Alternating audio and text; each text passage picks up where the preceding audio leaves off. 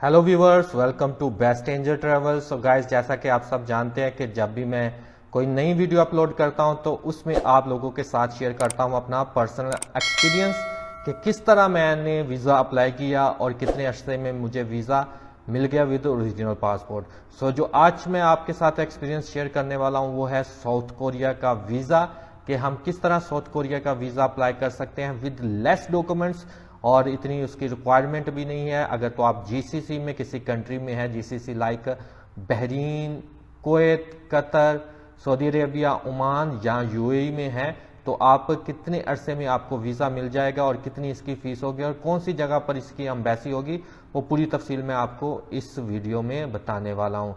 सो जैसा कि आप जानते हैं कि मैं आपको स्क्रीन के ज़रिए से गाइड करता हूँ कि आपने किस तरह इसका फॉर्म फिल करना है। सो चलें स्क्रीन पर चलते हैं और स्क्रीन के ज़रिए से मैं आपको गाइड करूँगा कि हम किस तरह इसका फॉर्म फिल करते हैं। सबसे पहले फॉर्म फिल करेंगे, उसके बाद मैं आपको डॉक्यूमेंट्स बताऊँगा और किस जगह पर इसकी एम्बेसी है वो भी मैं इसकी तफसील आपको बता दूंगा। सो चलें स्क्रीन पर चलते हैं। तो सबसे पहले हम गूगल में जाएंगे। गूगल में हम सर्च करेंगे south Korea embassy in Oman. अगर आप ओमान में हैं तो आपने इस तरह सर्च करना है। अगर आप खलीज जीसीसी के किसी और कंट्री में हैं, like Dubai, like Bahrain, Qatar, Kuwait या सऊदी अरेबिया है, तो आपने लास्ट में सऊदी अरेबिया लिख लेना है। और रिक्वायरमेंट और फॉर्म इसी तरह आपने सब कंट्री का फिल करना है। इवन आप इंडिया पाकिस्तान में है तो उधर भी आपको यही फॉर्म मिलेगा। सो चलें हम सर्च करते हैं south Korea embassy in Oman. So Google हमारे सामने रिजल्ट शो कर देगा कुछ इस तरह। यहाँ आप देख सकते हैं मेरी राइट साइड में एम्बेसी की जो लोकेशन है वो भी आ गई है और उसका टेलीफोन नंबर और कौन सी जगह पर स्ट्रीट नंबर वगैरह उसका आ गया है। अपनी लेफ्ट साइड पे आप देख सकते हैं उसका लोकेशन कॉन्टैक्ट लिखा हुआ है, कौंसलर वीज़ा सर्विस है, वीज़ा इन्फॉर्मेशन है, एम्बेसडर ग्रेटिंग है। सो हम क्या करेंगे, हम सबसे पहले इसका जो मेन पेज है वहाँ चले जाएंगे। मेन पेज में जाते ही यहाँ आप टॉप पर देख सकते हैं कौंसलर वीज़ा सर्विस लिखा हुआ है। सो हम यहाँ पर क्लिक करेंगे। यहाँ पर क्लिक करने के साथ ही हम जो उसका मेन पेज है वहाँ आ जाएंगे। यहाँ आप देख सकते हैं requirement documents to apply for a visa और विजिटिंग कोरिया विदाउट वीज़ा। ठीक है, ये उनके लिए है जिनको वीज़े की ज़रूरत नहीं है, ये ओमानी सिटीज़न है, ये स्टे कर सकते हैं 30 डेज साउथ कोरिया में विदाउट वीज़ा। ठीक है, अगर तो आप इंडियन पाकिस्तानी हैं और ओमान के रेजिडेंट हैं तो आपकी रिक्वायरमेंट नीचे लिखा होगा। अगर आप बिजनेस के पर्पस पर जाना चाहते हैं तो फिर बिजनेस वीज़ा, अगर आप टूरिज्म पर्पस के लिए जाना चाहते हैं तो टूरिज्म वीज़ा। यहाँ आप नीचे देख सकते हैं fill out visa application, tourism वीज़े की फॉर्म पर लिखा हुआ है और यहाँ डिटेल भी लिखी हुई है और कुछ ऐसे डॉक्यूमेंट्स हैं जो जिनकी रिक्वायरमेंट ज़रूरी नहीं है, रिक्वायर्ड ज़रूरी नहीं है, वो आप स्किप कर दीजिएगा, मगर मैं आपको फिर भी गाइड कर दूंगा कि जो मेन डॉक्यूमेंट्स हैं वो कौन कौन से हैं। सो मैं यहाँ पर fill out visa application form पर क्लिक करूंगा। सो एप्लीकेशन फॉर्म डाउनलोड हो जाएगा। यहाँ आप देख सकते हैं मैंने ऑलरेडी इसको फिल अप किया हुआ है विद पीडीएफ। आप इसको कॉपी करके पेन के साथ भी लिख सकते हैं। ठीक है, अगर आपको एडोब फोटोशॉप यूज़ करना नहीं आता या आप पीडीएफ एडिट नहीं कर सकते तो। सो यहाँ आपने सबसे पहले अपना नाम लिख लेना है। ठीक है, उसके पास आपका जो गिविंग नेम है वो आपने देना है। फैमिली नेम पहले देना है, उसके बाद गिविंग नेम देना है। ठीक है, अगर आप फुल नेम देना चाहते हैं वो भी आप दे सकते हैं। ठीक है, उसके बाद नीचे आप आएंगे तो यहाँ आपने देना है। ठीक है, मेल है तो मेल, फीमेल है तो फीमेल। उसके बाद आपने डेट ऑफ बर्थ लिख लेनी है अपनी, जिस तरह मैंने डेट ऑफ बर्थ लिखी हुई है उसी तरह। पहले ईयर आएगा, फिर मंथ आएगा, फिर डे आएगा। उसके बाद आपने नेशनलिटी लिख लेनी है, पाकिस्तानी है तो पाकिस्तानी, अगर इंडियन है तो इंडियन। उसके बाद नीचे फिर से कंट्री ऑफ बर्थ आपने सेलेक्ट कर लेनी है, लिख लेना है। उसके बाद जो आपका नेशनल आइडेंटिटी नंबर है जो पाकिस्तान ये इंडिया से आपको मिला है वो आपने देना है। पाकिस्तान से है तो CNIC नंबर। ठीक है, उसके बाद नीचे आपने पर्सनल डिटेल ये दे दी आपके। उसके बाद डिटेल ऑफ वीज़ा एप्लीकेशन आपने सेलेक्ट करना है, शॉर्ट टर्म वीज़ा आपने यहाँ देना है। ठीक है, उसके बाद ये ऊपर सॉरी मैं भूल गया, ये कंट्री जो लिखा हुआ है applicant citizen of more than one country. अगर आप किसी और कंट्री से भी आपका पासपोर्ट है तो आपने यस कर लेना है, अगर नो है तो नो कर लेना है। उसके बाद नीचे शॉर्ट टर्म वीज़ा 90 डेज होना चाहिए, ठीक है। अगर आप ज़्यादा लेना चाहते हैं तो ज़्यादा ले सकते हैं। उसके बाद पासपोर्ट की डिटेल आ गई है, यहाँ आपने पासपोर्ट रेगुलर चेक कर लेना है। उसके बाद आपने पासपोर्ट नंबर देना है, अपनी कंट्री का नाम देना है। उसके बाद कौन सी कंट्री में आपका पासपोर्ट इशू है, तो मैंने जब इशू करवाया था मस्कत से करवाया था, ठीक है। उसके बाद आपने डेट इशू देनी है, डेट ऑफ एक्सपायर देनी है, और नीचे लिखा हुआ है does the applicant have any other valid visa. मेरे पास कोई और वीज़ा नहीं है तो मैं नो कर देता हूँ, ठीक है। उसके बाद नीचे आप आ जाएंगे तो इसकी भी ज़रूरत नहीं क्योंकि ये हमने ऑलरेडी फिल किया हुआ है। नीचे आप जाएंगे तो नीचे कॉन्टैक्ट इन्फॉर्मेशन है, ठीक है, जो मैं होम कंट्री की देना है, मैं जिधर से बिलोंग करता हूँ। सो कॉन्टैक्ट इन्फॉर्मेशन मैं दे देता हूँ अपनी। मैं सियालकोट से बिलोंग करता हूँ तो मैं सियालकोट पंजाब पाकिस्तान लिख लेता हूँ।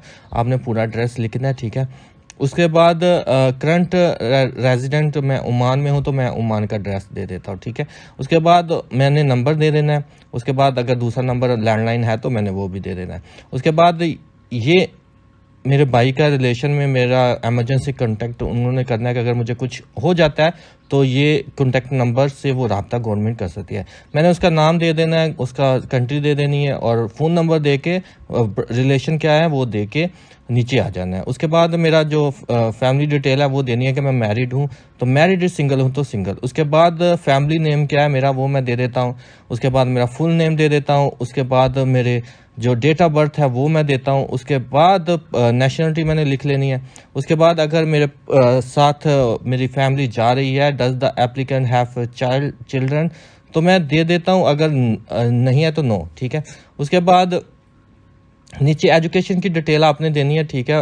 एम्प्लॉयमेंट लिख लेता हूँ, ठीक है, और अदर लिख लेता हूँ। उसके बाद आप नीचे जाएंगे तो नीचे डिटेल एम्प्लॉयमेंट डिटेल आ गई है, ठीक है। तो मैं यहाँ काम करता हूँ कंपनी में तो मैं उस पर चेक कर लेता हूँ। उसके बाद कंपनी का जो नाम है मेरा प्रोफेशनल है वो मैं दे देता हूँ। उसके बाद कंपनी का नाम दे देता हूँ और फिर से मैं प्रोफेशनल जो मेरा प्रोफेशनल है वो मैं दे देता हूँ।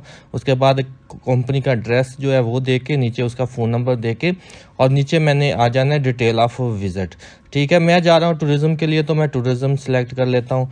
टूरिज़्म सेलेक्ट करने के लिए मैं चेक उस पर कर लेता हूँ टूरिज़्म पर। उसके बाद कितने दिन के लिए मैं स्टे करना चाह रहा हूँ, मैं स्टे करना चाह रहा हूँ 15 दिन के लिए, तो मैं यहाँ 15 दिन लिख लेता हूँ। उसके बाद मैं कौन सी डेट को एंट्री कर रहा हूँ वो एंट्री की डेट मैं दे देता हूँ, ठीक है। मैं जा रहा हूँ 10 दिसंबर 2021 को, ठीक है।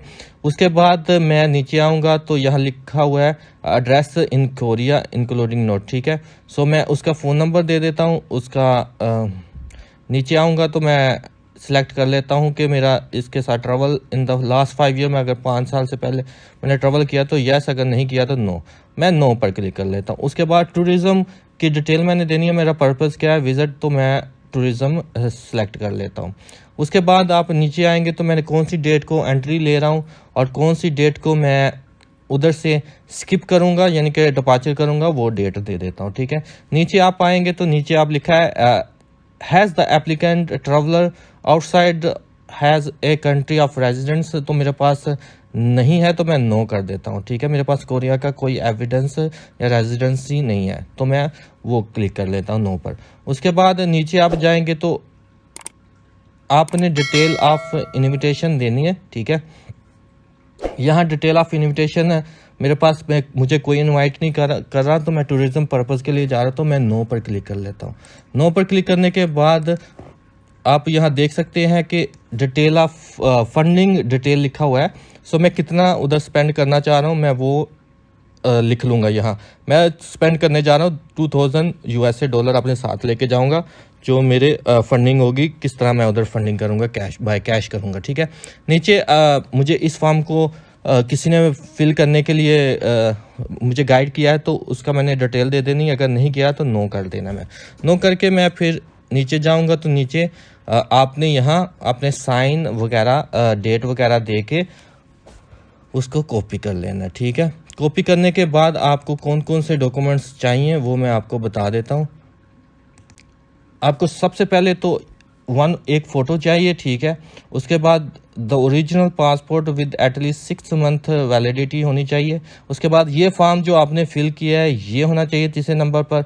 उसके बाद एनओसी लेटर जो आपका होता है, नो ऑब्जेक्शन सर्टिफिकेट, वो आपकी कंपनी आपको प्रोवाइड करेगी। उसके बाद नंबर 5 पर बैंक स्टेटमेंट लास्ट 6 मंथ की होनी चाहिए। उसके बाद रिटर्न टिकट 6 नंबर पर है, ये आपने करवा लेनी है। होटल बुकिंग आपने करवा लेनी है। उसके बाद ट्रैवल स्केड्यूल इन कोरिया, ये ट्रैवल स्केड्यूल क्या है वो मैंने ऑलरेडी इस पर वीडियो भी बनाई थी, मगर इसमें भी मैं आपको गाइड कर देता हूँ कि ट्रैवल स्केड्यूल आपने क्या बनाना है। वो ट्रैवल स्केड्यूल इस तरह होगा कि आप फर्स्ट डे कौन से एरिया में जा रहे हैं, आपने कौन से एयरपोर्ट पर डिपार्चर करना है। उसके बाद फर्स्ट डे आप कौन कौन से एरिया में घूमेंगे। उसके बाद सेकंड डे आप कौन से एरिया में घूमेंगे, वो आपने उसकी डिटेल देनी है कि मेरा 15 दिन का ट्रिप है और मैं 15 दिन ये सिटी घूमूंगा और ये एरिया मैं विजिट करूंगा। आज की वीडियो में बस यही था। इसी तरह मजीद वीज़े के बारे में, एंट्री के बारे में, एयरलाइन के बारे में जानने के लिए हमारे चैनल को विजिट करते रहिएगा। और अगर आपको हमारी वीडियो पसंद आए तो सब्सक्राइब करना मत भूलिएगा और शेयर करना भी मत भूलिएगा। Thank you for watching. Thank you so much.